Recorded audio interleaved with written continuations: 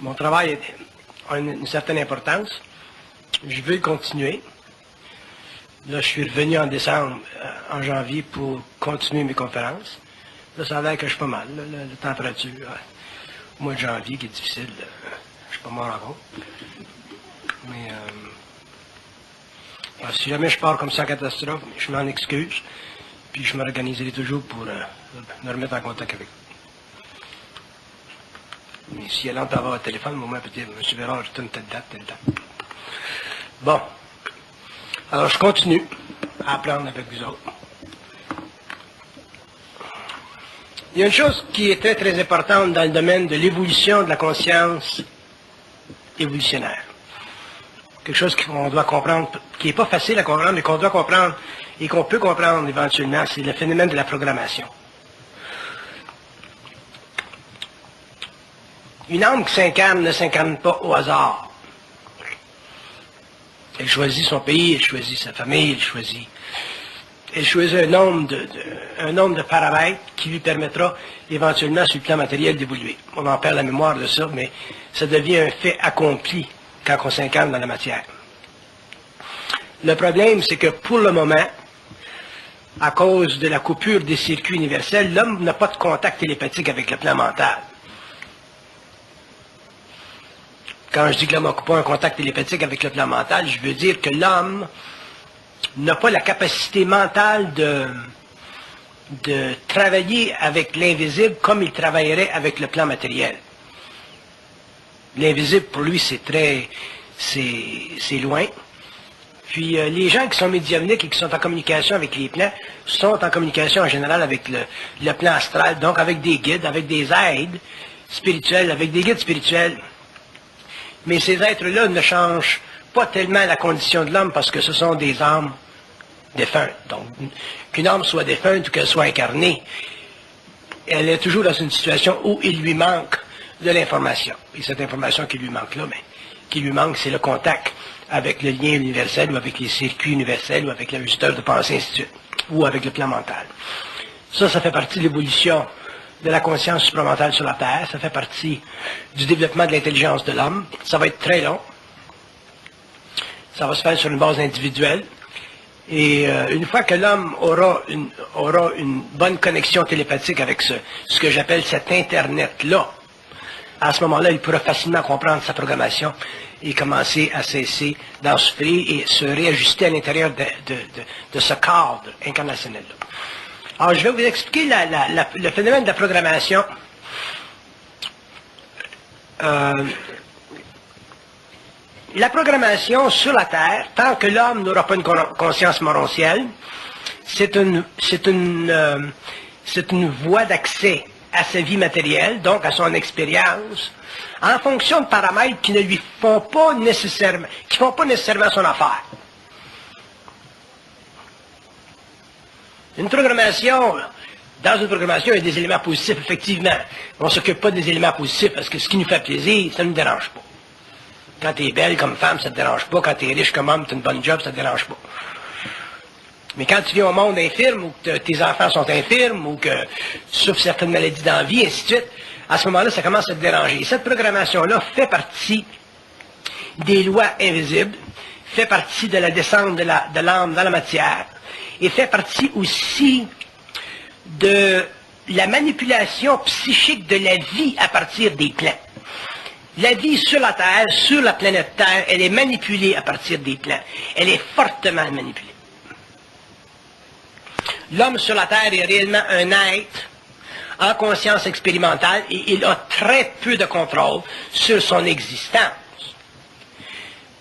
Ayant très peu de contrôle sur son existence, aussitôt que sa vie dérape un peu, soit par la maladie, soit par les différentes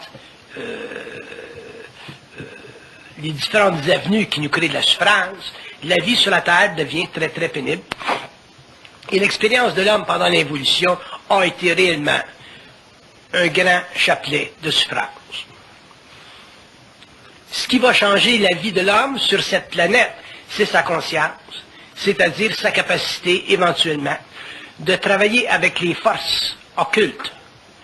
Mais travailler avec les forces occultes, c'est pas facile parce que les forces occultes vivent dans des mondes qui sont régis par des lois qui nous sont très, très étranges, très différentes, et dont on n'a pas conscience.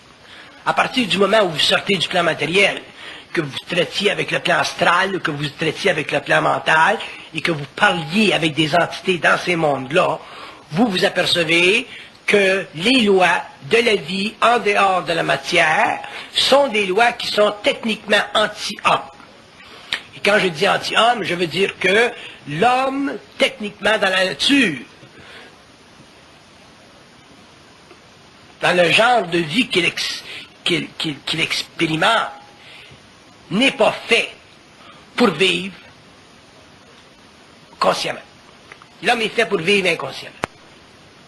Aussitôt qu'il devient conscient, il s'aperçoit, il voit les failles de l'existence. Et à ce moment-là, s'il a un contact télépathique avec les circuits universels, il est capable de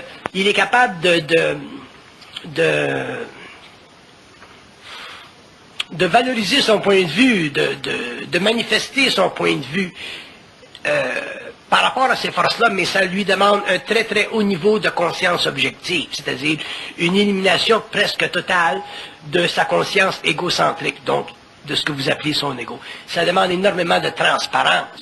Et pour en arriver à avoir beaucoup de transparence, il faut en arriver à... on n'a pas de choix que de vivre certaines souffrances pendant un certain nombre d'années. Et c'est ce que les initiés vivent, certaines souffrances pendant de longues années, souffrances qui sont, dans un sens, simplement l'expression de l'opposition entre la volonté de l'homme sur le plan matériel et la volonté des forces occultes qui sont pas nécessairement supérieures à lui, mais qui sont sur des plans parallèles, donc, qui ont accès à des données dont lui n'est pas aujourd'hui conscient. Donc, les forces occultes ont un avantage sur l'homme. Par contre, l'homme aura dans le temps un avantage sur les forces occultes, et ça se produira lorsque l'homme aura intégré sa conscience, c'est-à-dire établi un équilibre entre la matérialité et la physicalité de son expérience terrestre, donc redonner à son âme l'entière liberté de son évolution. Ça fait partie de ce que j'appelle l'évolution de la conscience supramentale sur la Terre. Le problème de la programmation est complexe, dans ce sens que la programmation, c'est une imposition sur la conscience humaine, donc sur l'âme, mais elle fait partie du choix de l'âme avant l'incarnation. Donc quand l'âme s'incarne, elle a déjà fait son choix concernant le genre de vie qu'elle veut vivre. Par contre, lorsqu'elle s'incarne et que l'homme développe un ego, donc une conscience, et qu'éventuellement il en arrive à développer une conscience supramentale, c'est-à-dire une conscience télépathique avec l'invisible, à ce moment-là, la programmation ne fait plus son affaire. Et l'homme est en voie, il sera en voie de la discuter, cette programmation-là, et de la changer même au cours de son expérience matérielle. Mais pour que l'homme puisse changer sa programmation, il aura besoin de forces qui sont aujourd'hui étranges à sa conscience. Et je veux les énumérer, ces forces-là qui sont étranges à sa conscience. Une des forces les plus étranges à sa conscience mentale, c'est la spiritualité. L'homme est un être spirituel sur la Terre. Pourquoi? Parce que l'homme, pendant l'involution, n'avait aucune identité. Et puisqu'il n'avait aucune identité, il était obligé d'en créer une, de s'en créer une à l'extérieur de lui-même, pour pouvoir supporter le lourd fardeau de la création, de la conscience de la création.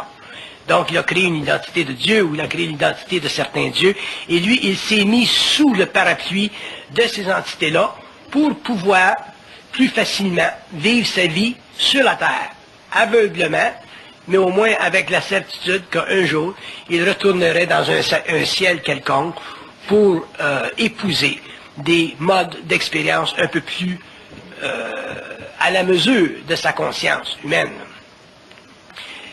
Par contre, la spiritualité de l'homme sur la terre est une chaîne énorme autour de son cou, et ce sera très long pour que les hommes, si on regarde toutes les populations, toutes les civilisations, pour que les hommes en arrivent éventuellement à se libérer de la spiritualité, parce que ça ne peut se faire que sur un plan individuel.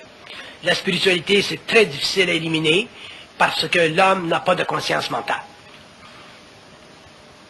Pour éliminer la spiritualité de la conscience humaine, il faut être conscient qu'il y a au-dessus de soi des êtres, donc techniquement des maîtres, donc des puissances ou des dominations qui ont et qui exercent sur l'homme, pour quelque raison que ce soit, un certain pouvoir.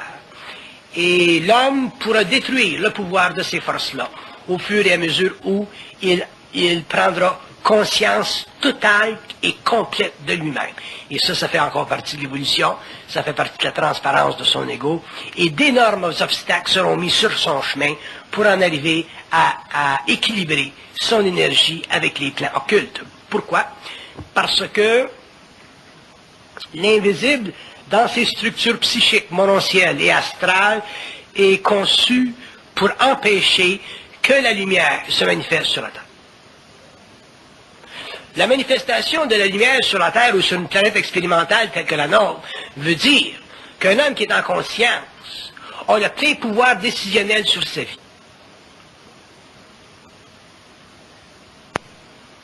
Pour qu'un être humain ait le plein pouvoir décisionnel sur sa vie, quelle que soit la programmation, il faut qu'il ait suffisamment de volonté pour réajuster sa conscience par rapport à sa vie sur le plan matériel. S'il n'a pas cette capacité-là, à ce moment-là, il demeure victime de sa programmation et il ne peut pas traiter avec l'invisible sur le plan de sa volonté. Donc, il ne peut pas s'exécuter en tant qu'être global.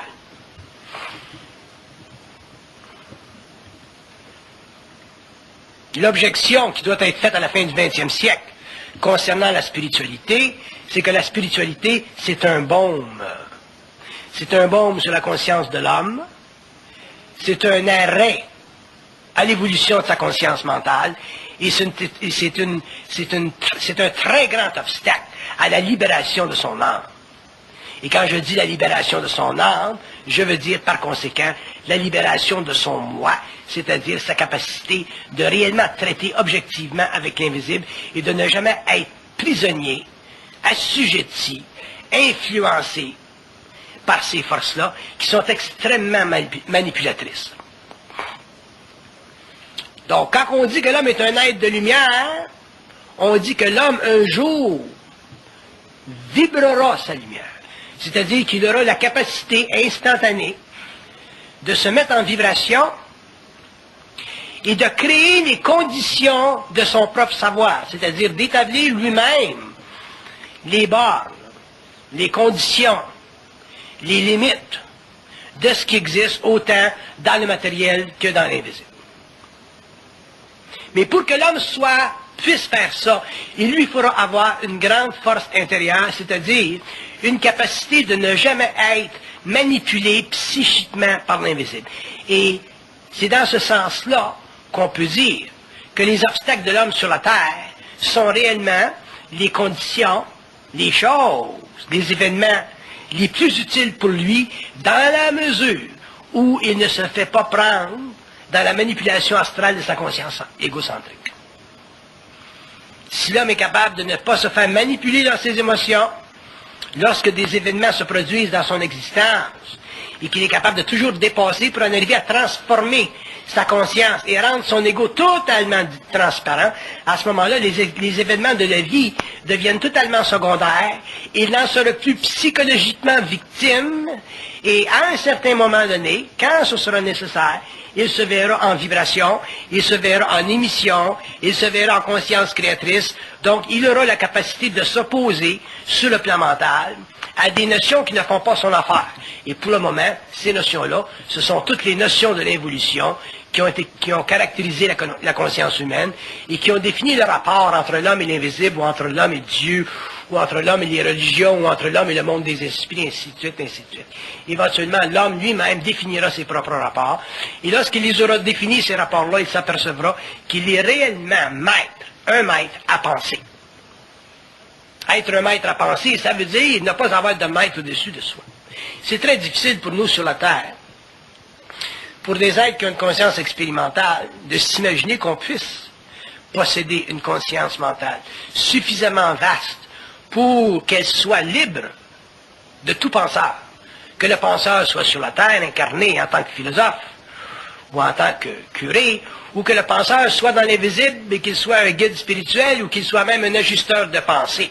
C'est très difficile pour nous, les hommes, les âmes incarnées, pour les mortels, de s'imaginer que l'homme en soi est le porteur de sa propre connaissance.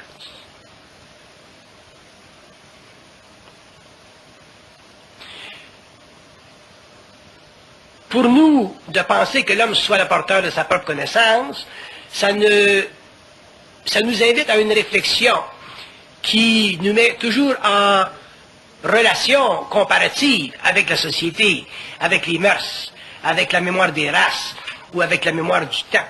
Mais ça c'est parce qu'on n'est pas habitué à penser créativement. Donc, on n'est pas habitué à parler créativement. Donc, on n'est pas habitué à supporter le fait que les hommes sont des êtres de lumière. Et ce qui empêche l'homme de réaliser ceci, c'est la réflexion dans sa conscience. Et la réflexion sur le plan mental subjectif se fait par la voie de la pensée, et cette pensée-là fait partie de sa conscience expérimentale, donc l'homme demeure facilement prisonnier de sa programmation. Et un jour, l'homme doit en arriver à être libre de sa programmation. Libre de sa programmation, ça ne veut pas dire que la programmation n'est pas établie. Elle est établie, la programmation. On peut la lire dans les astres, on peut la lire par médiumnité, la programmation. Par contre, l'homme, sur le plan mental, en est libre. Il peut en être libre, dans la mesure où il a suffisamment de puissance mentale, ou de science intérieure, ou de conscience, pour se libérer de tout ce qui l'empêche dans la vie de faire ce qu'il veut. Si dans la vie vous vous empêchez ou vous êtes empêché de faire ce que vous voulez, vous êtes déjà prisonnier et victime de votre proclamation.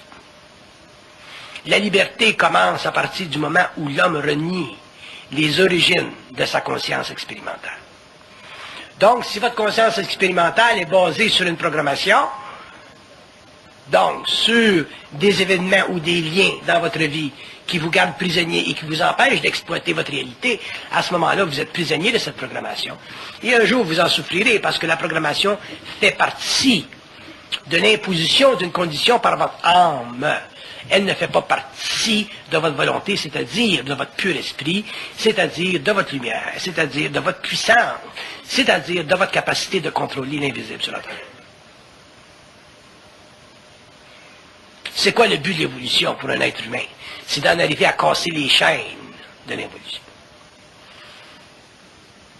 Le but de l'évolution pour un homme, c'est d'en arriver à connaître les lois occultes de son propre mensonge personnel. Le but de l'évolution, c'est d'en arriver à s'affranchir des entités qui manipulent sa conscience, à travers les émotions, sa nature animale.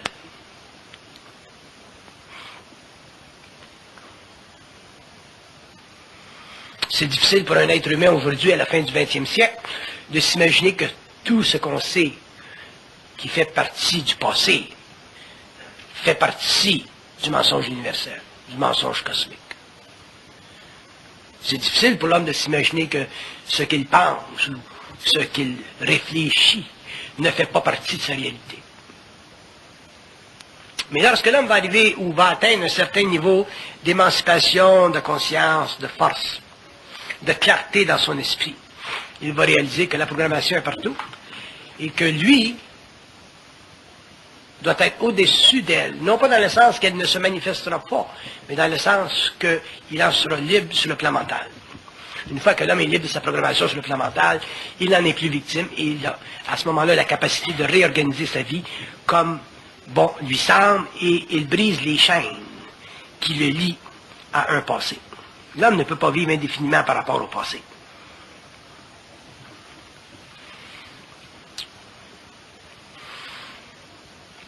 Donc la programmation, c'est une destination planétaire, c'est une façon de vivre le bien et le mal, le bon ou le mal, le beau ou son contraire.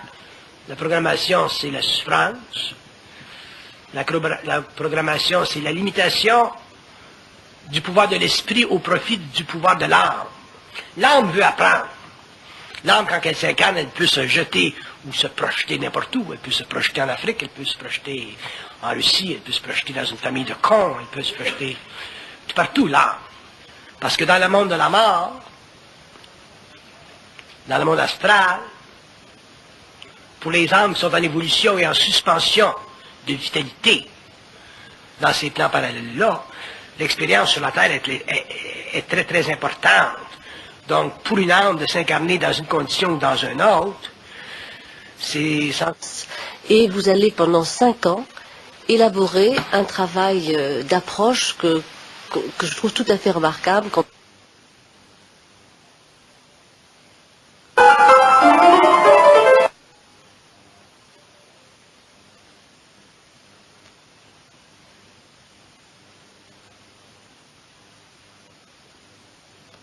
Qu'on a donné à l'âme depuis les anciennes périodes jusqu'à aujourd'hui, depuis les Égyptiens jusqu'à la religion chrétienne.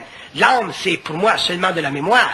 L'âme n'a aucune valeur pour l'homme dans la mesure où tant qu'elle n'est pas fusionnée à son esprit, c'est-à-dire sous la puissance créatrice et génératrice de son esprit.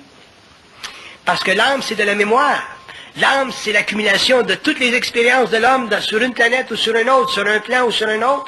L'âme étant de la mémoire, elle n'est pas en soi intelligente. Elle est simplement interactive, participative et, de par sa nature, obligée de s'incarner pour ajuster sa vibration et en arriver éventuellement à revenir, à retourner à la source qui lui a toujours donné préférence, c'est-à-dire son ajusteur de pensée. Donc, dans un sens, l'âme, sans le savoir ou sans pouvoir le reconnaître sur le plan matériel, elle est à la recherche de sa source, de sa lumière. Ce qu'elle ne sait pas, c'est qu'elle ne peut pas être en contact avec sa lumière sur le plan astral.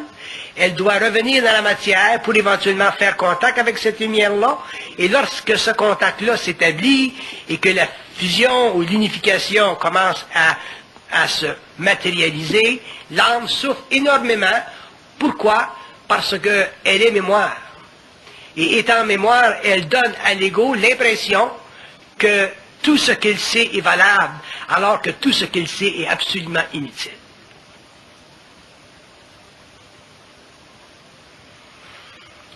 Donc, avec l'évolution, avec le développement d'une psychologie un peu plus avancée, l'homme en arrivera sur le plan de l'ego. Et je veux le définir, l'ego, pour les prochaines générations, parce que c'est important qu'on comprenne la relation entre l'ego, l'esprit, l'âme et le périsprit. L'ego, c'est la quantité électrique qui mesure le rapport entre l'énergie de la lumière et l'impression créée dans l'âme qui est perçue comme étant une mémoire. L'ego, c'est la partie de soi qui n'est pas révélée à soi, parce que l'ego est incapable par lui-même de s'associer de manière ferme et absolue avec la volonté qui est irradiée de sa source, qui est la lumière. L'ego a tendance beaucoup plus à demeurer passif par rapport à lui-même et à s'instruire de sa volonté qui fait partie de la nature de l'âme.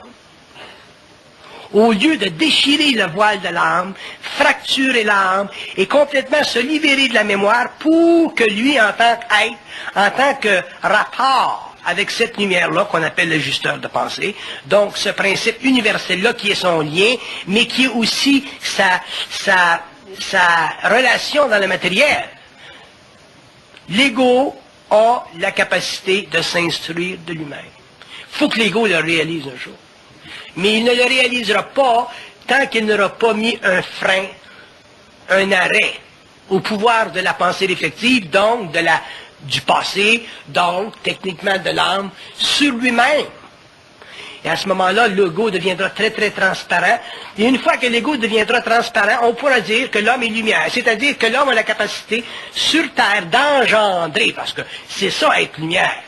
Être lumière, c'est engendrer, pouvoir engendrer. Mais pour pouvoir engendrer, il faut pouvoir manipuler cette énergie-là qui vient du plan mental, donc de l'ajusteur de pensée, pour que l'ajusteur de pensée cesse d'être simplement un manifesteur ou un agent créateur de la pensée, et que cette création de la pensée passe aux mains de l'ego, passe aux mains du mortel, passe dans les mains de l'homme, qui, une fois pour toutes, aura réalisé que la science, le savoir, la préscience, la connaissance infuse, les structures psychiques du monde mental, qui sont à la base de toute connaissance, font partie de sa relation avec l'invisible.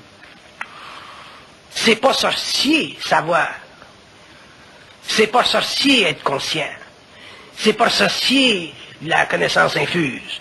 C'est pas sorcier, être réel ou être en manifestation créative. Par contre, c'est très difficile parce que l'ego n'a pas suffisamment de force pour pouvoir absorber le choc de ces expériences qui font partie de sa programmation sans y mettre de l'émotion.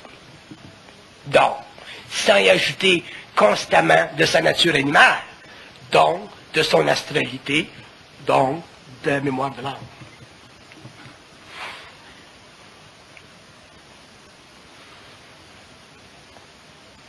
L'homme n'atteindra jamais la connaissance. L'homme n'atteindra jamais son propre savoir. L'homme ne sera jamais sa propre réalité, sa propre créativité, tant qu'il ne se sera pas complètement libéré de l'impression subjective de la réflexion. C'est impossible. C'est pour ça que les événements dans la vie qui mènent l'homme à une plus grande conscience sont naturellement et inévitablement toujours difficiles. Un être qui, on n'est plus à l'âge de prendre un avion pour aller aux Indes pour s'asseoir devant un gourou. On n'est plus à l'âge d'aller en Europe puis s'enterrer dans des sociétés secrètes. L'homme deviendra son propre maître. Dans l'évolution, l'homme deviendra son propre maître.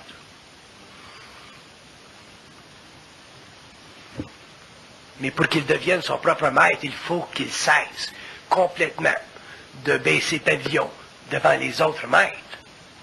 Quelle que soit leur grandeur, quels que soient leurs travaux, quelle que soit leur valeur, quels que soient leurs attributs. Parce que plus l'homme va entrer en conscience mentale, plus l'homme va entrer dans les archives universelles.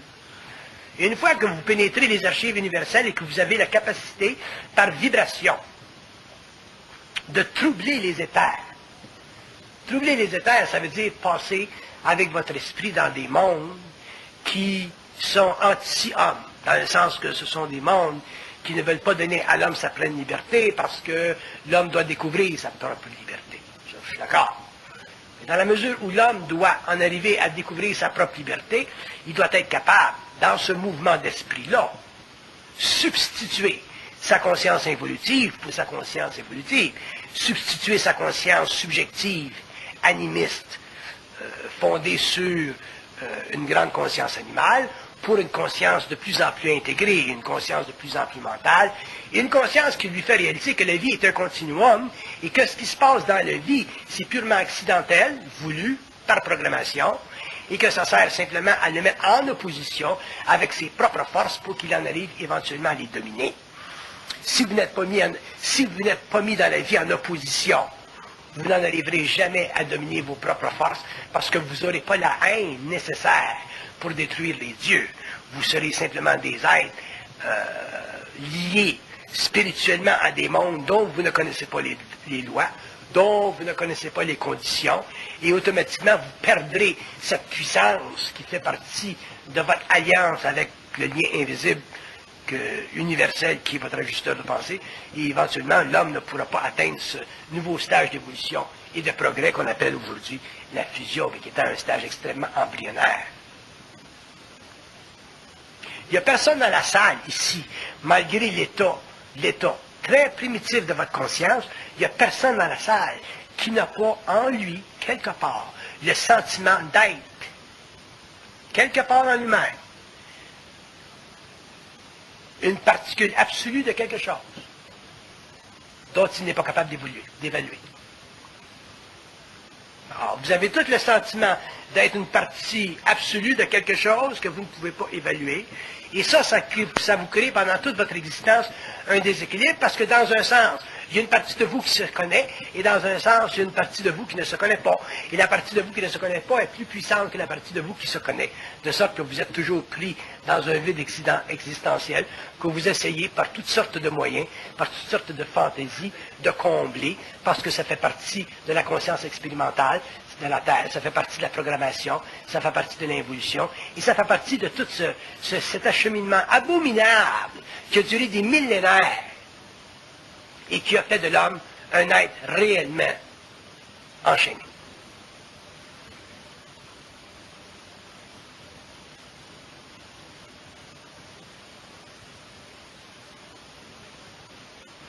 Plus votre conscience va grandir, plus vous allez voir les chaînes, plus vous allez réaliser jusqu'à quel point on est enchaîné.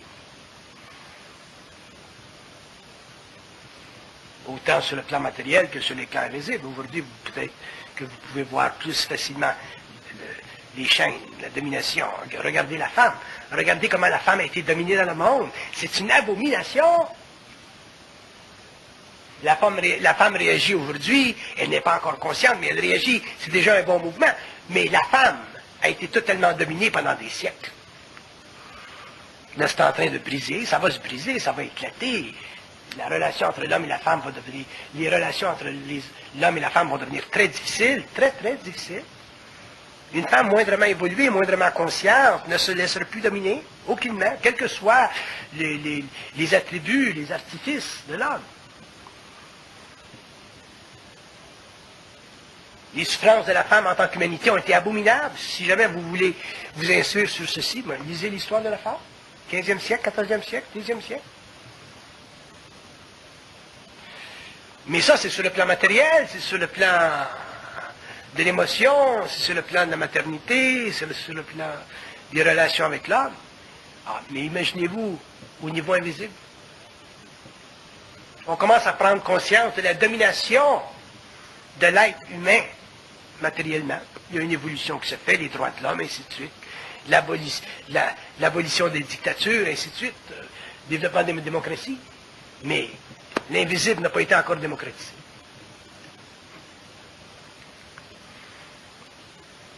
Et de la même manière qu'on ne demande pas aux dictatures de nous rendre libres, on ne demande pas aux églises de nous libérer, on ne demande pas aux maîtres de nous laisser aller. Il faut arracher, il a voulu arracher le pouvoir. La Révolution française a arraché le pouvoir à la monarchie. De la même façon, l'homme devra arracher le pouvoir au prosécuteur. Et si vous ne me croyez pas, ce que je vous suggère, parce qu'il ne faut jamais me croire, un jour vous le réalisez vous-même. Mais je peux vous dire une chose, je ne me trompe pas.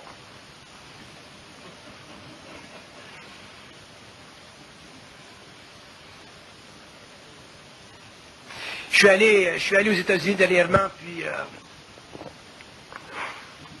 j'ai rencontré des Américains. Le peuple américain en soi, dans sa globalité, c'est un peuple extraordinaire. D'ailleurs, c'est ce peuple-là qui va faire évoluer le monde dans un certain sens. C'est déjà commencé, ça fait partie de sa constitution. On ne regarde pas sur le plan particulier, on regarde sur un plan général.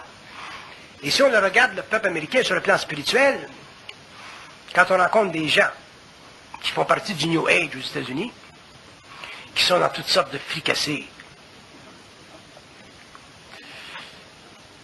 on voit jusqu'à quel point l'homme, spirituellement évolué, a beaucoup de travail à faire.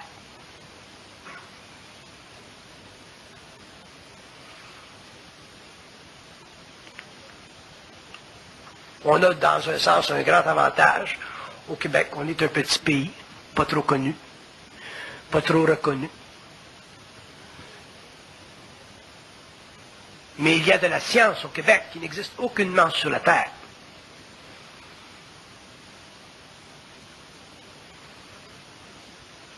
Cette science éventuellement sera traduite en différentes langues. Mais c'est pas pressé. Mais je peux vous dire une chose. La programmation de l'homme, c'est sa victimisation.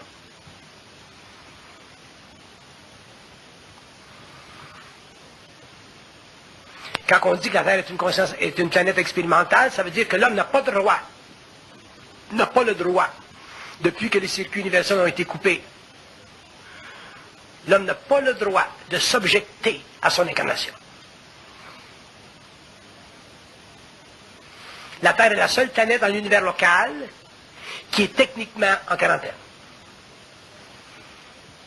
Et elle sera en quarantaine tant que l'homme n'aura pas, sur le plan morontiel, libéré sa propre planète.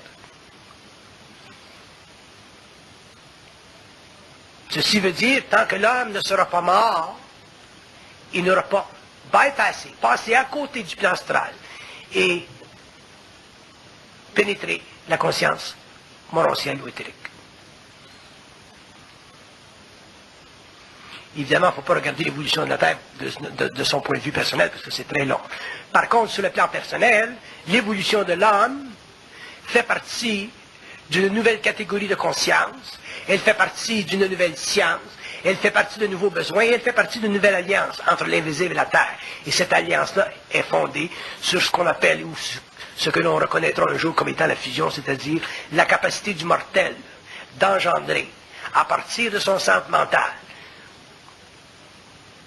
les conditions nécessaires à la compréhension par lui-même et pour lui-même et envers lui-même de ce qui existe dans l'invisible et qui pontifie la vie matérielle. Un être conscient en fusion a la capacité d'intervenir dans la définition des races mentales qui existent dans le monde morontiel de la connaissance supérieure. C'est-à-dire qu'il est capable, psychiquement parlant, de commencer à transformer la relation entre les plans invisibles et le plan matériel. Donc, commencer lentement à transformer les liens futurs de l'humanité. La conscience, ce n'est pas un attribut.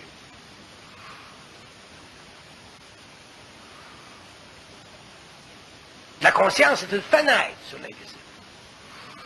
L'inconscience est un attribut. Mais la conscience est une fenêtre sur l'invisible, qui permettra éventuellement à l'homme de venir en contact direct avec l'invisible. Donc, à venir en contact avec des visiteurs, à venir en contact avec des matérialisations, à venir en contact avec des êtres dont la densité est différente de la sienne, mais qui sont porteurs, toujours, de lumière, de messages, d'idées, de conversations, par la voie télépathique.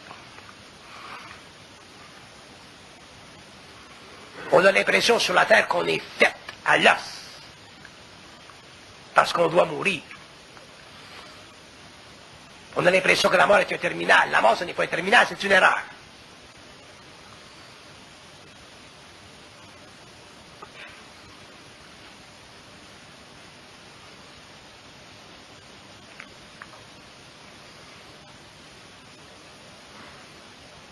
On a de la misère à comprendre tous les aspects de la Deuxième Guerre mondiale, qui est arrivée il y a 50 ans.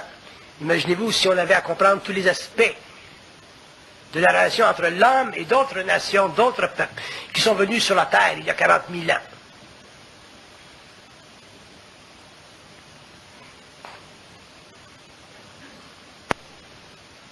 Mais l'homme ne trouvera pas la connaissance ou la science, ne développera pas la connaissance à partir de sa mémoire. Il sera obligé de se mettre en vibration, pénétrer les archives, non pas les archives akashiques de l'astral, mais les archives du mental, qui sont totalement indépendantes de la mort et qui font partie de la substitution pour une conscience telle que la nôtre du concept de Dieu, qui est une limitation de la conscience humaine, pour une révélation de soi. L'homme doit en arriver un jour à devenir une révélation de lui-même. Quand il sera sa propre révélation, il n'aura plus besoin de Dieu pour lui révéler des choses.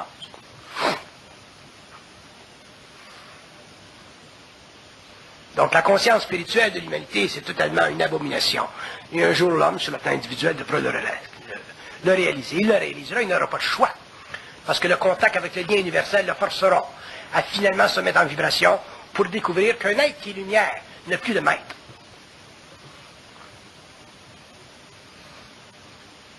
Mais c'est difficile pour un être humain qui pense de s'imaginer ne pas avoir de maître.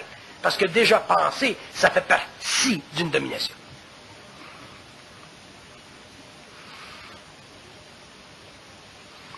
Vous rêvez le soir. Vous avez des rêves que vous ne pouvez même pas vous imaginer. Ou des rêves que vous ne pouvez même pas pouvoir vous imaginer. Ces rêves viennent d'où? Ils viennent de quelque part. Il n'y a rien qui vient de nulle part. Mais l'homme n'est pas conscient que ces rêves sont créés par les esprits de la forme. Donc des intelligences dont le rôle et la fonction est simplement de semer dans l'esprit humain des configurations psychiques dont l'ordre est absolument infini, des configurations qui servent à lui donner une map, une idée de sa nature, sans pouvoir directement la lui expliquer. Il faut que l'homme, par lui-même, la découvre. C'est un langage totalement symbolique, qui n'a ni queue ni tête, mais qui est très, très compréhensible à partir du moment où l'homme perd sa réflexion. Mais si l'homme ne perd pas sa réflexion, donc si l'homme continue dans une conscience évolutive comme il l'a fait pendant des millénaires, à ce moment-là, le rêve devient une douce prison, c'est-à-dire une façon à l'invisible de l'instruire de ce que lui ne peut pas comprendre. Donc on est encore au point zéro.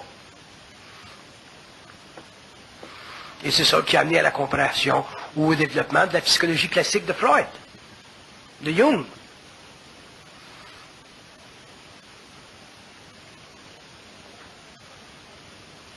Donc l'homme éventuellement devra passer du plan psychologique de sa conscience à un plan mental intégré, un plan mental pur, c'est-à-dire un plan qui est totalement en vibration. Et à ce moment-là, il pourra comprendre facilement la symbologie derrière les formes psychologiques. Sinon, il demeurera toujours prisonnier d'un canevas historique de sa propre conscience personnelle. Il n'aura jamais la science de lui-même. Donc, si vous n'avez pas la science de vous-même, vous n'aurez jamais la science des autres. Et si vous n'avez pas la science des autres, vous n'aurez pas jamais la science intégrale, c'est-à-dire la science de tout.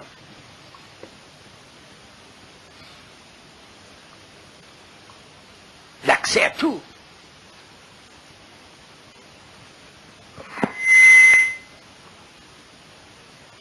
L'homme ne peut pas être lumière et en même temps ne pas être, et en même temps être d'autres choses. L'homme ne peut pas être lumière et en même temps être d'autres choses. Donc, s'il est lumière, il est vibration. S'il est vibration, il est en puissance. S'il est en puissance, il est en volonté. S'il est en volonté, il a la capacité de voir. S'il a la capacité de voir, il a la capacité de regarder. S'il regarde où il veut. S'il regarde où il veut, il regarde dans la profondeur qu'il fait partie de sa vision, de son désir, de son besoin. Ça fait partie de sa royauté en tant qu'être de lumière sur une planète expérimentale.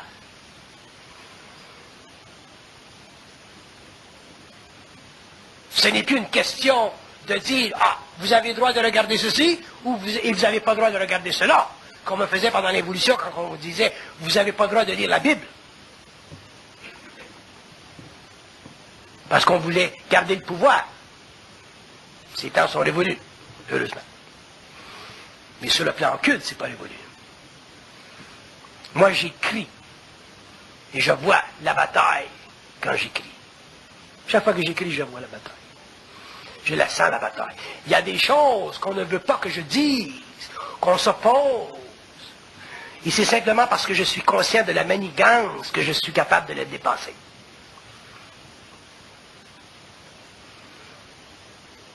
On ralentit ma plume, on ralentit ma plume. On change le mot, on me donne un mauvais mot. J'ai dit, c'est pas ce mot-là que j'ai besoin, c'est un autre. On me dit, attends quelques minutes. Vous croyez que c'est facile d'écrire la genèse du réel? La genèse du réel, c'est le combat de l'homme contre la moisson du mensonge dans sa conscience depuis l'évolution. Et vous n'en avez aucune idée parce que vous n'êtes pas suffisamment dans votre propre centre.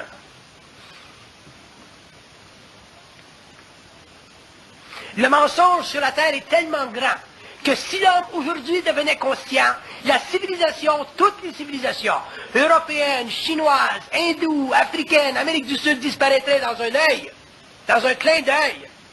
L'homme ne serait pas capable de supporter la grandiose imbécilité de la conscience évolutive.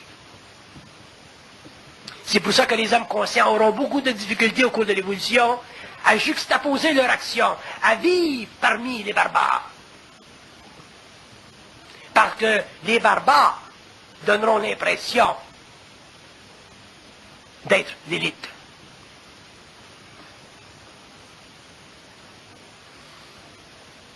C'est dans ce sens que le Nazaréen, quand il disait les derniers seront les premiers seront les derniers, c'est dans ce sens-là que l'homme découvrira que le rapport entre l'homme conscient, l'homme lumière et l'homme de l'évolution est absolument à l'envers, et qu'une fois que l'homme aura pris conscience de lui-même et qu'il sera devenu sa propre réalité, il n'aura plus rien à voir, rien à faire avec les hommes dans le sens psychique.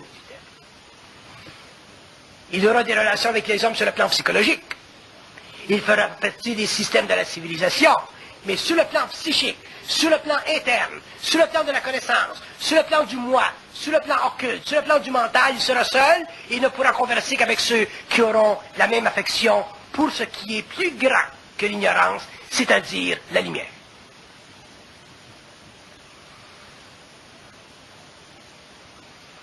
Vous croyez que l'homme deviendra libre sans guerre, sans lutte, sans souffrance? Oubliez ça et retournez au cinéma.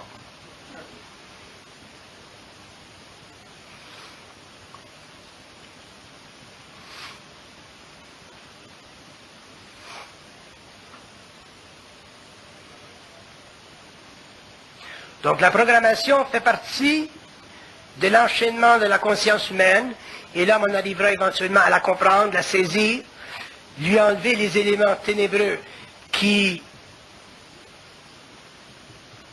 obscurent sa conscience, et éventuellement l'homme sera libre. Mais il sera seul. Un être conscient est seul. Seul avec d'autres qui sont seuls. Et le plaisir qui se greffe à des êtres qui sont seuls, c'est un plaisir qui ne s'explique pas, c'est un plaisir qui n'a pas de visage, c'est un plaisir qui n'a pas de reflet, c'est simplement une vibration.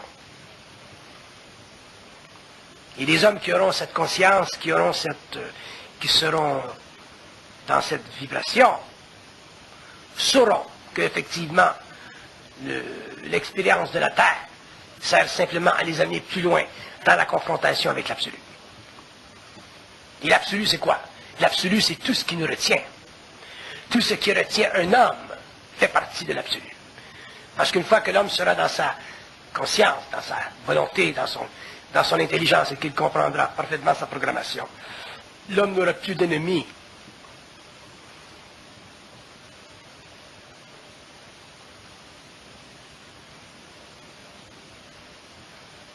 Vous avez des questions? Une. Qui l'a fait la première? Allez.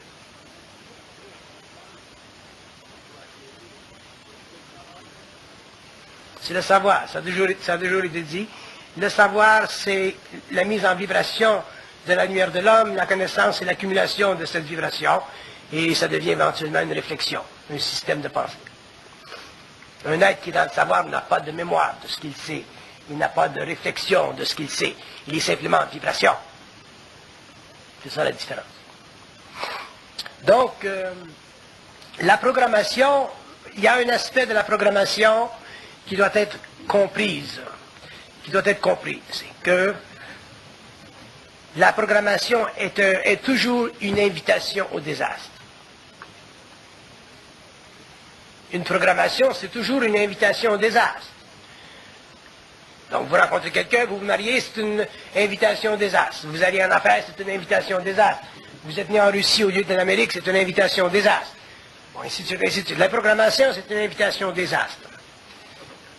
Et tous les hommes vivent différents niveaux de désastre. Souvent, on dit, ah, lui, il est bien, il a une belle vie, mais quand on regarde derrière, on voit que la vie de certaines personnes est aussi difficile que la nôtre, ainsi de suite. Donc la programmation, c'est une invitation au désastre. Pourquoi? Parce que l'âme est mise au défi. On a souvent dit que Dieu nous donne ce qu'on a besoin. Ce sont les sœurs, ça, qui nous disaient ça. Dieu nous donne ce qu'on a besoin. Il nous donne toujours la quantité d'huile de foie de morue qu'on a besoin. Et un jour, l'homme réalisera qu'il est venu le temps de redonner à Dieu ce qu'il a besoin. Ce sera la fin de la programmation. Ça fera partie de la libération de l'homme. Ça fera partie de son ascension sur le plan mental et finalement de la destruction intégrale de sa spiritualité en tant qu'individu. La spiritualité, elle est bonne pour l'humanité au large. Elle n'est pas bonne pour un homme intelligent. La spiritualité, c'est bon pour la cohésion des civilisations, la cohésion des sociétés, la cohésion des âmes qui sont prises dans l'enchaînement des forces sociales. Mais sur le plan individuel, sur le plan d'une conscience mentale avancée, sur le plan d'une conscience intégrale, sur le plan d'un moi totalement développé, la spiritualité est une totale aberration, et elle est une insulte à l'intelligence de l'homme, et elle ne fait pas partie de l'évolution. Là où il y aura spiritualité, l'homme sera dans l'involution. C'est-à-dire que l'âme sera incarnée pour et par expérience. Lorsque l'homme sera dans l'évolution, il y aura éventuellement transmutation de sa mémoire, donc de l'âme, éventuellement connexion avec le plan mental, donc avec l'esprit, donc avec l'ajusteur de pensée, et éventuellement l'homme en arrivera finalement à commencer à regarder ce qu'il est et ce qu'il sait. Et c'est lui qui définira les bornes, les normes de la connaissance ou du savoir. C'est lui qui établira pour l'humanité à venir ce que l'homme doit savoir pour s'affranchir de l'évolution. Il sera un maître à penser, mais il n'aura plus de maître qui pensera pour lui.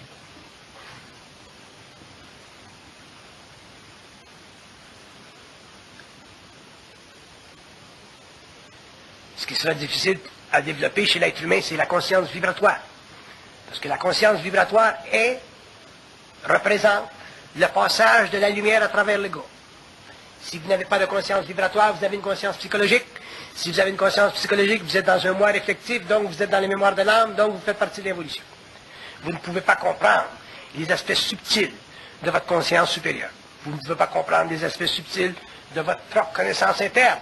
Vous êtes encore lié à l'évolution.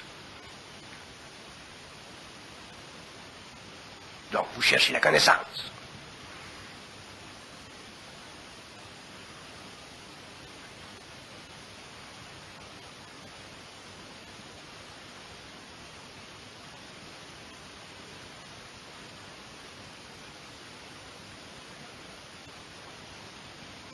Et la conscience vibratoire se développe au fur et à mesure où l'homme est en lutte contre les forces occultes.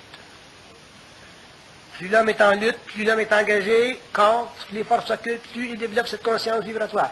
Et cette conscience-là, elle est sa lumière, elle est sa force, elle est sa conscience créatrice. Donc si l'homme n'est pas en lutte parce qu'il s'empêche d'être en lutte, parce qu'il est trop spirituel ou qu'il a peur ou quoi que ce soit, il ne peut pas développer de conscience vibratoire. Donc à ce moment-là, il ne peut pas comprendre les lois internes de la programmation. Il ne peut pas comprendre pourquoi il est sur la Terre, d'où il vient, où il va, qu'est-ce qu'il fait. Cette fameuse question qui a toujours été la question centrale dans le mental humain depuis des siècles.